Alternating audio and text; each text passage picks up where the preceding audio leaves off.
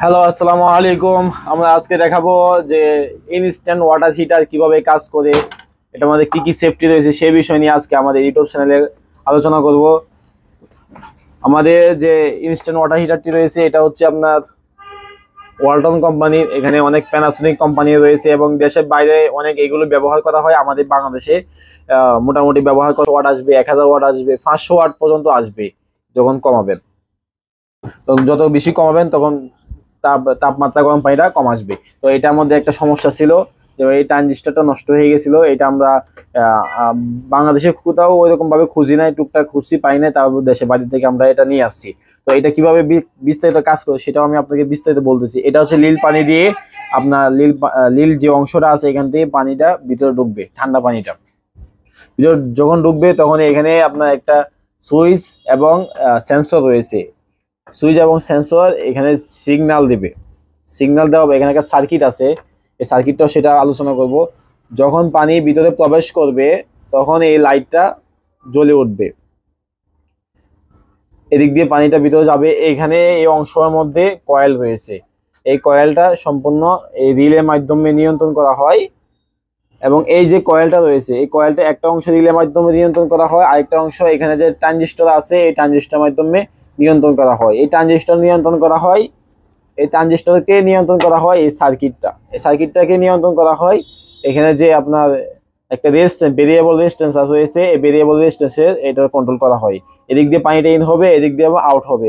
যদি পানি আউট হয় তখন কিন্তু আপনার এই কয়েলটা চালু থাকবে। যদি পানি আউট না হয়, পানিটা বের না হয় এদিক দিয়ে, তাহলে কিন্তু এই কয়েলটা বন্ধ থাকবে। কারণ এখানে একটা সেন্সর রয়েছে, এই সেন্সর দিয়ে যখন পানিটা যাবে তখন এই সেন্সর দিয়ে কিন্তু এই সার্কিটটাকে সিগন্যাল দিবে যে পানিটা বের হচ্ছে। যদি পানি বের হয় তাহলে আপনার এই কয়েলটা চলবে, আর যদি পানি বের না হয় তাহলে কিন্তু এই কয়েলটা চলবে না। অর্থাৎ এখানে কিন্তু অনেক সেফটি রয়েছে।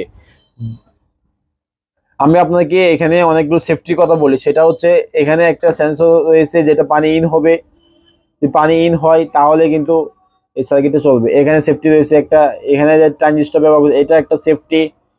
আবার পানি যদি আপনার বেশি গরম হয়ে যায় এখানে একটা ওভারলোড রয়েছে যেটা আপনার ওই কয়েলের সাথে লাগানো থাকবে। এই ওভারলোডটি, এই ওভারলোড যখন এটা 80 ডিগ্রি বেশি হয়ে যাবে, পানিটা 80 ডিগ্রি বেশি হয়ে যাবে, তখন এই ওভারলোড থেকে এখান থেকে এখানে ওভারলোডটা কিন্তু আপনার যে কয়েল রয়েছে এই কয়েলটাকে সিরিজ কানেকশন অবস্থায় আছে।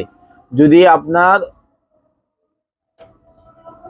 যদি আপনার এই ওভারলোডটাকে টিপ করে, অর্থাৎ পানি বেশি গরম হয়ে যায়, 80 ডিগ্রি উপরে হয়ে যায়, তখন কিন্তু এই ওভারলোডটা টিপ করবে। ওভারলোডটা টিপ করলে আপনার তখন আপনার লাইনটা ছাড়িয়ে দিবে। অর্থাৎ পানিটা লাইন দিয়ে রাখলেও কিন্তু আপনার কয়েলটা কাজ করবে না, অর্থাৎ কয়েলে কোনো লাইন যাবে না। ওভারলোডটা এই জন্য ব্যবহার করা হয়েছে।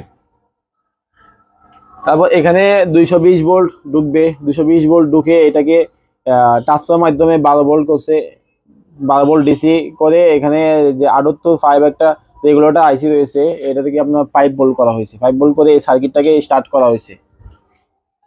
মূলত কাজ এগুলো, কিন্তু আমাদের এই যে এই ট্রানজিস্টর রয়েছে এইটা বেশিরভাগ সমস্যা হয়। আমি এটা কিভাবে সমস্যা আমরা খুঁজে পাইছি সেটা আমি আপনাদেরকে আলোচনা করব।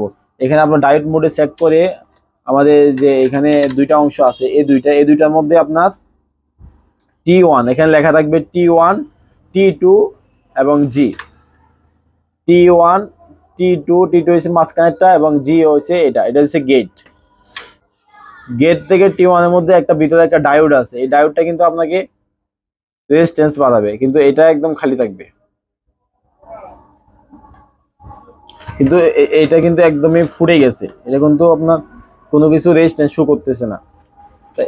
তাই আমরা এই ট্রানজিস্টরটা আপনার ঢাকা দেশের বাইরের থেকে আমরা সেটা অর্ডার করে আনছি। আপনাদের যদি এগুলো কোনো সমস্যা হয়ে থাকে তাহলে আপনারা কিভাবে চেক করবেন? প্রথমে আপনি এই জিনিসটা চেক করবেন যে এটা ঠিক আছে কিনা, ট্রানজিস্টর ঠিক আছে কিনা। তারপর এখানে দুইটা কয়েল রয়েছে, কয়েলটা চেক করবেন যে কয়েলে ওমস ঠিক আছে কিনা। তারপর চেক করবেন এই রিলেগুলো ভালো করে কাজ করতেছে কিনা। আর যদি পাওয়ার না আসে, পাওয়ার না আসলে এখানে একটা আপনার ট্রান্সফরমার আছে, ট্রান্সফরমার চেক করবেন। এখানটা আপনার ভিতরে এখানে একটা ডায়োড রয়েছে, এসি কে ডিসি করছে, ওইটা চেক করবেন।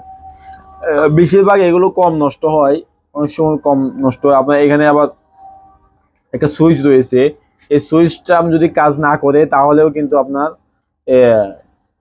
এই ওয়াটার হিটারটি চলবে না এবং আপনার পানি গরম হবে না। এটা সমস্যা হলে চলতো, সবকিছু আসতো, কিন্তু পানি গরম হতো না। তো আমরা এই ট্রানজিস্টরটা আমরা সমস্যা পাইছি। তো এই জিনিসগুলো আসলে খুবই নিরাপদ। আপনারা যে কেউ আপনারা এই ইনস্ট্যান্ট ওয়াটার হিটারগুলো কিনতে পারবেন, কারণ এগুলো কারা ব্যবহার করে, যাদের বাসায় গিজারের লাইন করা নাই এবং সুন্দর জন্য এবং ভোল্টেজ আপনার তাপমাত্রা কমাইতে বাড়াতে পারতেছেন, ইনস্ট্যান্ট গরম পানি পাচ্ছেন, আমাদেরকে মেসেজ করতে পারেন অথবা আমার হোয়াটসঅ্যাপে নক করতে পারেন অথবা আপনারা ভিডিও নিচে কমেন্ট করতে পারেন। আমি সবাই রিপ্লাই দেওয়ার চেষ্টা করব ইনশাল্লাহ। এছাড়া আপনার যদি এগুলো কোন নষ্ট হয়, আপনারা যদি ঠিক করতে পারতেছেন না, তাহলে আপনারা আমাদেরকে কুরিয়ার মাধ্যমে আমাদের কাছে পাঠাতে পারেন। আমরা ঠিক করে পরে আপনাদেরকে পাঠিয়ে দিব। সবাই ভালো থাকবেন, দেখা হবে আবার অন্য একটি ভিডিওতে। আল্লাহ হাফেজ।